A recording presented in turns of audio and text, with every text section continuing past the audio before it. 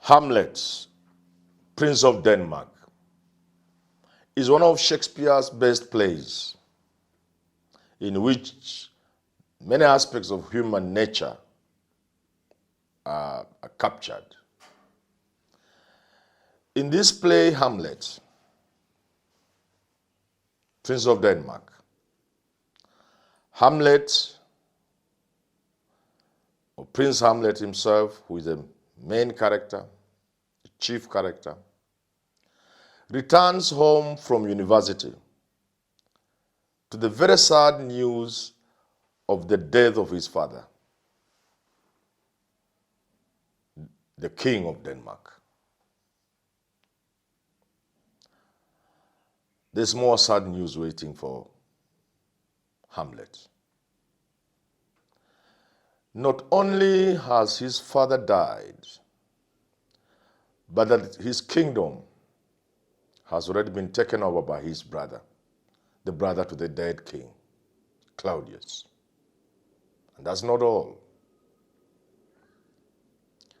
The new king, brother to the dead king, Claudius, now King Claudius, has married Gertrude, Hamlet's mother.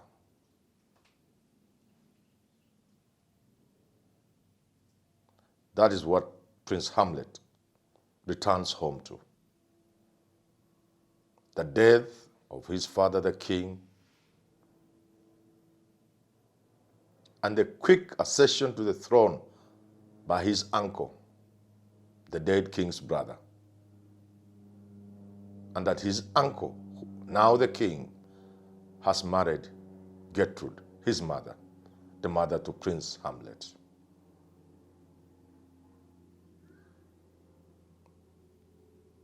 Happening very fast, reminding us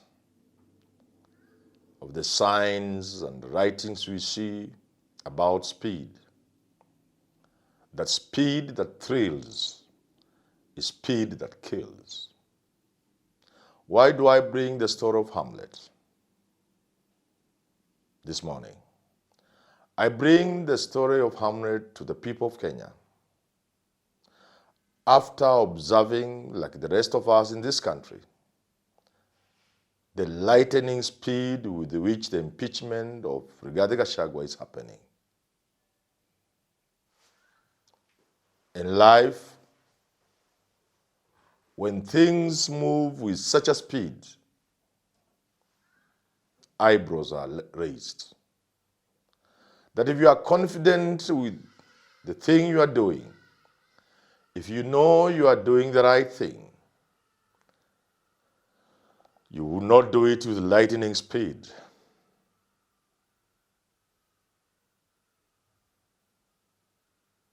The manner in which the National Assembly, the manner in which Senate processed the impeachment, and the attendant speed and rush and hurry with disregard to many of the things that would be observed in such a serious undertaking. This leaves no doubt in the minds of serious Kenyans there's something fishy. There's something that's not right about the impeachment. But impeachment is a political process. So we give it to politicians to do whatever they wish with fellow politicians, including stabbing them in the back, including busting their hearts with daggers. We allow them. As Julius Caesar, in another one of Shakespeare's plays by the same name, Julius Caesar, falls down after the fatal dagger goes through his heart. He looks at the man who has just stabbed him. And the famous et tu, Brute is said to be his last words. That even you, Brutus, because Julius Caesar loved Brutus so much, as Mark Antony Abel puts it in one of the greatest orations in history. So we allow politicians to do whatever it is that after Njonjo had made it possible against all odds for Daniel Toroitich Arap Moi to become President of the Republic of Kenya. We got to a point when Njonjo became the traitor, and he went through the humiliation, through one of the most tragic downfalls. You can go on and on. So we'll allow politicians to do what they want to each other. And it shouldn't surprise us that William Samoei Ruto, despite serious undertakings that he will never do to his deputy what Uhuru Kenyatta did to him, despite all that, we will allow him to do whatever he wishes to his deputy, Rigathi Gachagua, because it is in the nature of politics. And the people say that politics is a dirty game. So we'll allow them to swim and swirl in the dirt and mud that is politics. So the speed with which the National Assembly and the Senate and the disregard for the basic, even principles of natural justice, of the disregard for human life, for humanity, in denying Rigathi Gachagua an opportunity to tell his story in Senate after he's taken ill, that heartlessness is part of politics. We would understand that. But there's something I invite politicians to know. We shall not understand. We shall not accept. We shall fight to defend our Constitution. That the framers of the Constitution knew the flaws of politics and of politicians and their wicked ways. And inside the Constitution of the Republic of Kenya,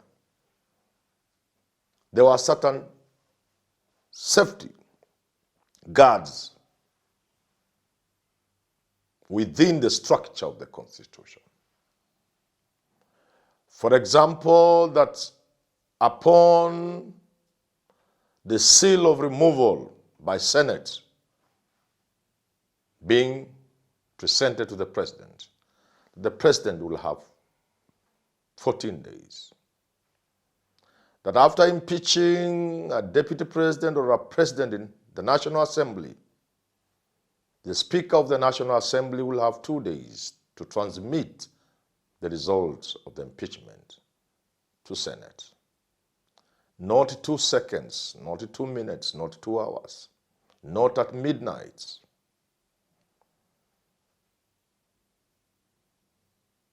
Midnight or night in general reminds us of the sad events of the year 2007 and 2008, when Kibaki is taking his oath of office at nightfall and is hard to say, nitafanya kazi zangu za uhalifu. The speed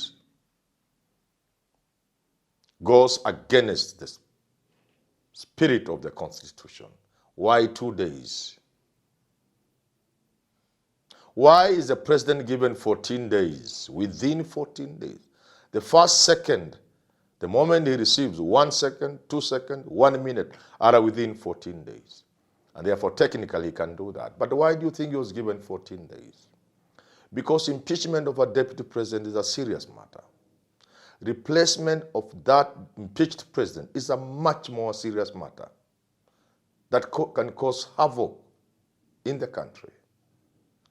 You may need the 14 days to deal now with the reality of the impeachment because it was abstract. But now that it has happened, he's impeached. It's no longer abstract. It's no longer hypothetical. It's a reality. You may not tell how the country can react to that. And the intelligence and security agents may need some time to gather the requisite information, to move the requisite infrastructure, as we have seen during elections. That's why the 14 days were given. Today we shall do it smoothly for many reasons. There hasn't been even one instance, one ugly incident in this country since the Gachagua was impeached. And we thank the people of Kenya and we encourage them to maintain peace, because politicians come and go.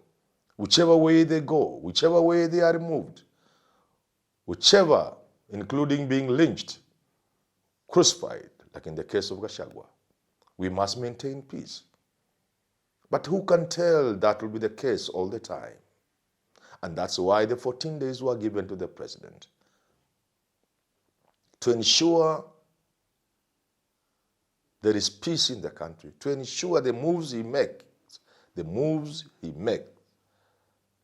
are the right move. They take into consideration the atmosphere in the country, the reactions to the impeachment. This was not observed. The lightning speed with which the name was transmitted to the National Assembly for voting, the lightning speed with which the urgency, a matter of life and death urgency with which the National Assembly met on a Friday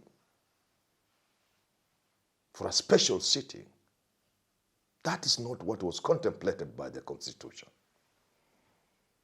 Not at all. And don't you bring the issue of vacuum. The Constitution has taken care of the vacuum. Even in cases such as that, where people are saying there are two deputies, in the God forbid, if there was a vacancy in the presidency, that's what people are citing that as the reason for the speed. The Constitution contemplates and envisages situations of that nature. If that would happen, who is the deputy president? Who would succeed? That matter can be resolved by the Supreme Court, a court of original jurisdiction. The court can call the files. The parties are to appear before court on the 24th, but the courts can call the files immediately and either quickly determine that Kindiki is indeed the deputy president, who then would get sworn in and thereafter succeed, take over the vacant office of president. Or they would determine that the impeachment process was flawed and that Gachagua remains the deputy president and that he will then take over. But if that is difficult, the Constitution still has provisions that speak of the National Assembly, that in the event the vacancy in the office of president cannot be filled by the deputy, who is either not there or unwilling, then the speaker takes over for a period and the elections are held. These things are contemplated. You therefore cannot tell the people of Kenya that you have one reason why you should do things at night over such a serious issue as an impeachment of a deputy president and the replacement of a deputy president. You cannot have any reason whatsoever. The king is murdered by his brother. That's why when Hamlet comes back to Denmark from university, the ghost of his father appears to him and tells him, you must take revenge. You must kill my brother because he killed me to marry my wife. Those who have read Alex Lagumas in the book called A Walk at Night, or in the night, whatever it is. Cast to walk the length and breadth of the world until thy father's spirit is avenged.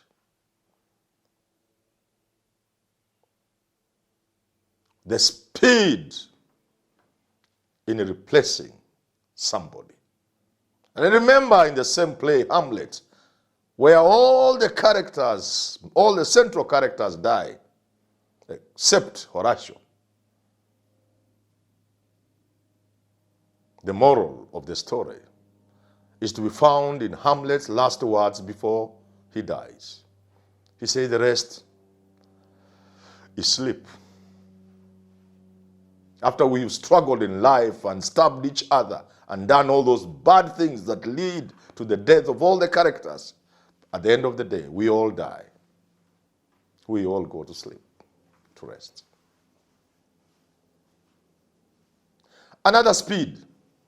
The Constitution of the Republic of Kenya gives the National Assembly 60 days to process the nominee of deputy president given to the National Assembly by the president.